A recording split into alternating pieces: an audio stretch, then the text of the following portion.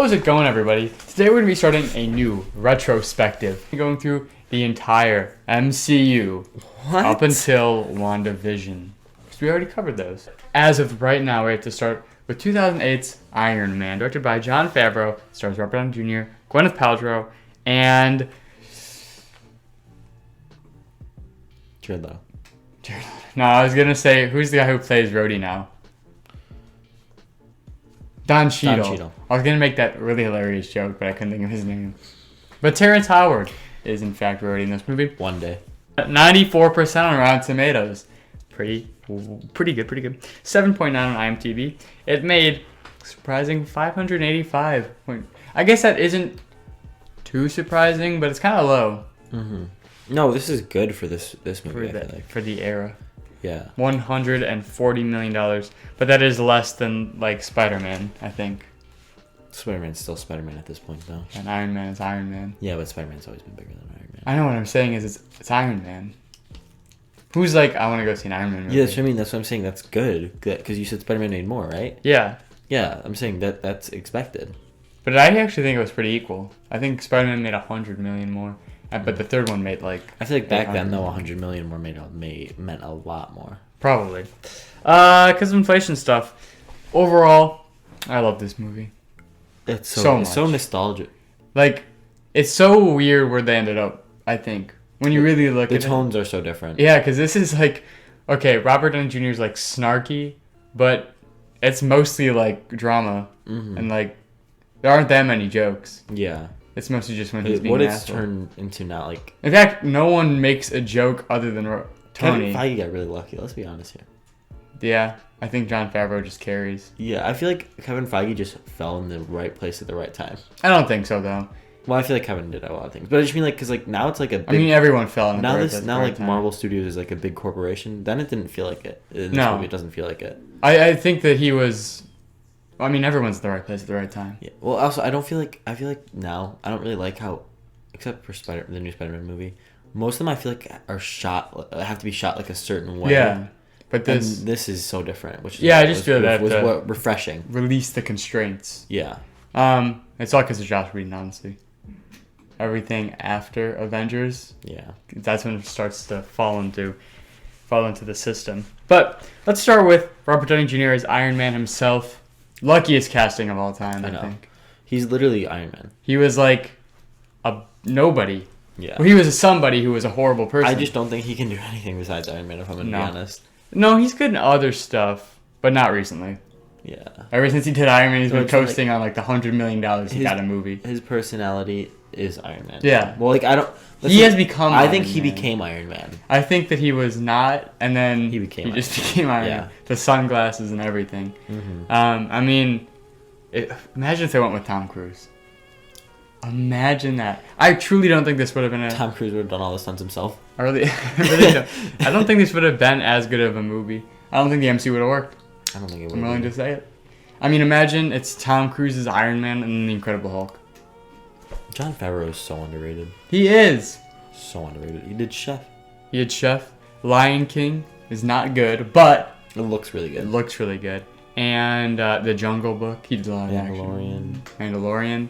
He pretty much, him and Dave Filoni kickstarted Star Wars again after, like, losing battle at that time for sure. So, goated, and he's happy, and he started the MCU. Yeah, he just likes getting on things and, like, reviving or starting them. Because Kevin has guided the MCU, but I mean, it's John who started it. Mm-hmm. Without him, I feel like people forget about that. People need to appreciate Jon Favreau more. I don't see it enough. Let's talk about the suit. We did a suit ranking, and the Mark III is so good. Mm-hmm. All the I time. probably have mine somewhere. I feel like my Mark III was probably like my second. I think it was my number one. It was either my number one or my second, I feel like. Because, it's just so tangible. Like the scenes where he's putting it on. Always sick. You got the Mark II, which, again, like, it feels... my number one was Mark III. Yeah, it feels so real. And the Mark I is classic. And my favorite thing about the Mark I is that it's kind of like terrifying. That whole sequence is so good. Yeah. Where, he's going through the cave and it's a horror movie. It's like a horror movie at that point. This movie is it's actually so good. It is. I think it's close to perfect. I even think I mean the final battle is obviously weak, but like nonetheless everything. I think the first and second acts are perfect, and the villain's a menace though. Absolute menace. Like he's just such an asshole. Mm-hmm. He just doesn't have the same menace vibes. I think. Yeah. He's like Willem Dafoe. Yeah, like I just mean like when he takes Tony's heart, like yeah, bro. His little zappy thing. Yeah. For rude. And then obviously his arc, Tony's arc, incredible. I think it's so well done because it's like you see it happen, but there's like the big beats. Mm-hmm. You know, it also goes from like pretty much not ever wanting a relationship to being in one. Like, starts caring and opening up about people. The opening scene, oh my gosh, it's so good. That is such a good first scene, just for like the MCU. Mm-hmm. He kills it, and then like pretty much every press conference he has is like a goated scene. The I Am Iron Man goated. I Am Iron Man, incredible. Let's talk about the villains. There are two really here. Obadiah Stane, as we said, he's I think that it would have been better if he had more time to be built up. But I think I like it's hard to remember that this is like a twist because it's so just like baseline. But I remember when I like became conscious and I realized that Obadiah Stane put the hit on Tony. I was like, what? Yeah. Like it's really good and really well done. And just from the opening seconds when you go like 36 hours earlier and just the way he's looking at Tony on the magazine cover, you wouldn't think it, but you're like, oh, okay, yeah. Yeah. That makes so much sense. So I think overall he's a much better written villain than he is like as the like physical antagonist. I think it would have been cooler maybe. I was like his suit's pretty sick. Yeah, what could be a good replacement for this the final battle? I'm like, missiles. Why doesn't he have like missiles going at? Mm-hmm. And he has to like protect the city and take them down or something like that. And you got the 10 Rings, who I'll stand by the fact that I think I really like what they ended up doing with the 10 Rings. But this is the definitive 10 Rings to me. Yeah. They are so badass. Menacing. Menaces. Yeah, you got Raza, the main dude. I would have liked to see this version of the Mandarin. Yeah, that's also kind of what I wish too. I mean, I really think that if they didn't do the twist, who plays Trevor Slattery? Ben Kingsley. I think he could have been incredible. He looks perfect. And like all the little clips, we'll talk about this when we get to Iron Man 3, but all the little clips of him with this organization, it's so good. So I just really wish they wouldn't have done that twist. It's kind of like a Ralph Boner twist. It's not as bad, I don't think. Yeah, it's a little bit better because like he's a very good comedic actor too, yeah, so it worked out in the end, but nonetheless, so let's talk about some supporting characters. First off, the underappreciated GOAT. You know who I'm talking about. Happy Hogan? No. Yinsen. Oh, yeah. I feel like I don't feel like he's underrated. I have never seen him talked about. I feel like I've seen him talked about every once in a while. I'm not even kidding. I don't think I've ever seen anyone outside of me starting a conversation on like in a comment section. I have never seen anybody initiate a conversation about how good Yinsen is, and how good, and people. I think people were mad that he was shoehorned or whatever into Iron Man 3, but I think that worked so well that he met him and he like doesn't know his name. Yeah, I feel like though that there should have been more like callbacks to him along Tony's arc. Yeah, it would have been cool, but like the family comment, he's like, I'm gonna see my family when I'm out of here. You're like, no. And he like dies for him, like when he picks up the gun. It's just so good. Yinsen's such a good character. It's a shame that he was never mentioned, and that's probably why people don't talk about him. But it's alright. Then we got Rhodey. This Rhodey's so much better. I actually like this Rhodey. No, I do like this Rhodey. I feel like. But I think Don Cheadle's better as War Don Machine. Cheadle was not given enough. Third one, Don Cheadle's pretty chill. And then after that, he just shows up every once in a while and is funny. I think he's chill as War Machine. Like, I couldn't see Terrence Howard wearing the suit. You know what I mean? Well, because he never got to. But, like, you know what I mean? Yeah. It's weird. I just feel like he fits it. But, yeah, I really like him in this. So, it's unfortunate because it's hard to, like, connect Don Cheadle's. Like, it's hard to, like, think of Don Cheadle as the guy who lived these events. Mm-hmm. But when you think about the character and where, like, how his arc went, I think it's a really good character. So this is a good start. And then you got Pepper, who really good in this movie. Yeah, I like when she kicks out the woman out of his house. Yeah, I like their relationship and how it starts. It's much more subdued. Like, I could see why Gwyneth Paltrow signed on to this, but then she's like, oh, when they told her, now you got 9 movies left in a decade of your life, she's like, fuck. But this movie, I think it's really good for her. So, if you couldn't tell, I think this movie is really good for everybody. That's what I'm trying to accentuate here. Gwyneth Paltrow probably was like, I don't think it's gonna take off. I'll do this movie, make some money, and then we'll be done. But like the tension, in the scene when Obadiah finds out. Yeah.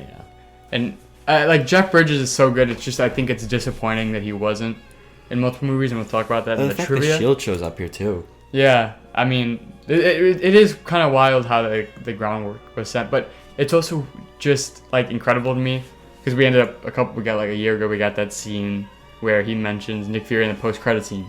Mentions the radioactive spider guy, and I'm like, they didn't know that this wasn't in that universe yet.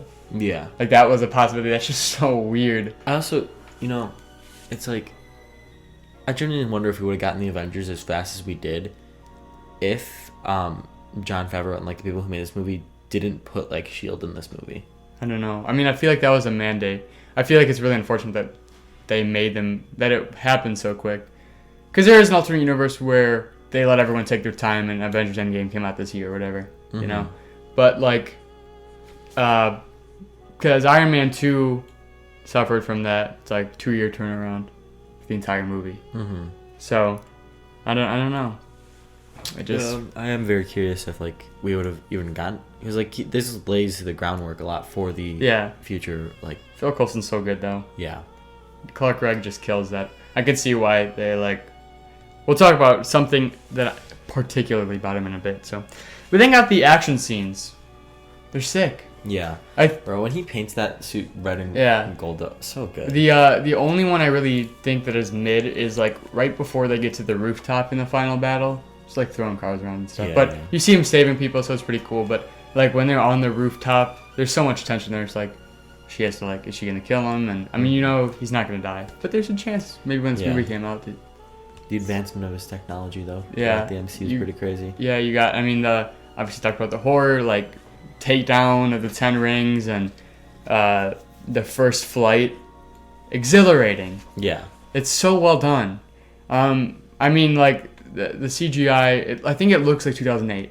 But no, I don't think it looks bad. It looks better than 2008. Yeah. I think it looks really good for the time. There's like moments, but overall, really, really well done. So, the action's memorable. The drama's memorable. Obviously, built this in a cave. Box of scraps to the dude from Christmas Story. And then he was able to do what Otto never could. Oh my gosh. But he made it so small too. The sun in the palm of his hands. Well, I guess it makes sense that... is that his name? Is it Gutenberg? He has a name. That's not his name. There's another guy in Mysterious Team named Gutenberg, but it's not that dude. And the guy who's in this one is who's on Mysterious Team. Is that who you're talking about? Yeah. No way he could have done it. He's such a little... Yeah, he's a fucking piece of shit. Why would he betray Tony Stark like that? What did Tony ever do to him? Tony saved his life. I don't know. Maybe he fired him. And then, I just said, like, the tone, it was surprisingly dark. After he gets shot, the cave sequences. Yeah. Like, damn. I wish we got another MCU movie like this. Yeah, I mean, I'm trying to pinpoint exactly when it switches. I think it's really Phase 3. No, I think it's the last couple of years. Because even Doctor Strange was kind of dark. Yeah. I saw it casually on the TV a couple weeks ago. I haven't rewatched it since it came out. I'm like, wow, there wasn't that many jokes in that. I feel like Thor Ragnarok. Yeah, that was the big one. Turning point. That's when I got Taika. Distinctly remember it turning into like actually Kevin Feige. Taika's the new Kevin Feige. I mean, he appears in everything. He's in Free Guy or something. But yeah, I just really like the tone of this movie. Yeah, same. I feel like it was really refreshing too. Yeah, and it was really well shot and like color graded. And it was like Jon Favreau definitely has a style. Yeah. I think it gets washed out in some other things, Lion King particularly. But the wipes, it's just like that perfect balance of superhero movie. It's dark, but there is fantastical elements. Chef's kiss. Chef. Oh, yeah, I was about to say that. Let's talk about some trivia. We got some minor trivia. So first off, it's kind of well known that a lot of it was ad-libbed because they were more focused on the story and the action, which just makes us all the more impressive, I'd say. And I think it makes sense. It's very like casual. It all looks very like realistic and casual. Yeah. I could see them being like, okay, you need to hit these points. You have nothing for you. We'll write it down or whatever on here. And this led to the Iron Man line. He actually ad-libbed it. That wasn't supposed to be. But actually, that's like the most iconic scene. But it hurts a little bit. You know why? Why? This led Kevin Feige to be like, secret identities it's not going to be a huge thing in this universe. Mm-hmm. So you win and you lose. Obviously, it led to the greatest. Kevin, you're a little bitch. Greatest line in the MCU because it comes back. But it's just perfect. Ad-lib then in Iron Man and then in Endgame it wasn't in the script. Some guy was like, remember when you said that? Mm-hmm. He's like, yeah, dude. So that's pretty crazy. But it is a bit disappointing that secret identities aren't so big. I mean, maybe a couple characters, because it would be annoying if every single character's like, I can't show my face every time in every movie. But like, why is Captain America's? Well, no, Captain America makes sense. He's Steve Rogers. Yeah, he's like a historical figure. It's just not like they don't bring it. There's probably characters who have a secret identity, but they don't like bring it to light too often. Then we got the Phil Coulson trivia fact. What character? Never mind. I'm gonna go on a whole rant if I think about that. I teased earlier was that originally Clark Gregg was a small actor hired to play the character just titled Agent, but he was so charming and had such a great chemistry with the other characters and actors. They were like, okay, give him a name. That's good. And the name led to him getting his own TV show. That is not canon. Sorry, guys. I don't really care though, because I don't think it's good. Agent Phil Coulson. Sorry, dude. I mean, Ghost Rider seems pretty cool. It's okay at times. It's good moments. Yeah, for sure. And then our last piece of trivia. This is good. Originally, Jon Favreau was going to have Obadiah Stane be the villain of the second movie. And as I mentioned earlier, in the podcast, check out the podcast, anyone listen to the podcast. It was weird. At the time, the first villain was always the big one. Mm-hmm. And in the case, it would have been the Mandarin.